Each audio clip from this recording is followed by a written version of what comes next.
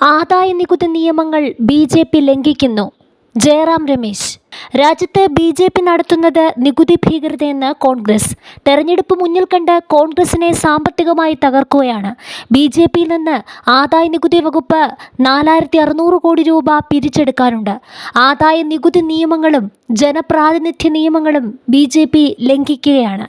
ഇതിനെതിരെ അടുത്തയാഴ്ച സുപ്രീം കോടതിയെ സമീപിക്കുമെന്നും കോൺഗ്രസ് നേതാക്കൾ അറിയിച്ചു. കോൺഗ്രസിന് വീണ്ടും ആദായനികുതി വകുപ്പ് നോട്ടീസ് അയച്ചിരിക്കുകയാണ്. ആദായനികുതി പുനർനിർണയ പ്രകാരം 2018-21 കാലയളവിലെ 1700 കോടി രൂപ അടയ്ക്കണമെന്നാണ് നോട്ടീസ്.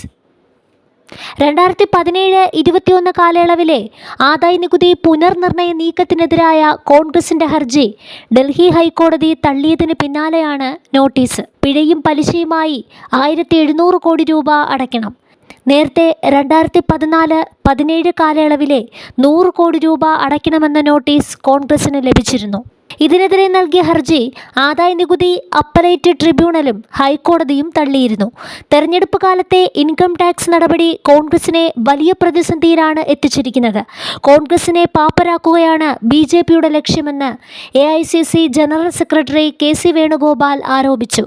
നാളെയും മറ്റന്നാളുമായി രാജ്യവ്യാപക പ്രതിഷേധം നടത്താനാണ് കോൺഗ്രസിന്റെ തീരുമാനം.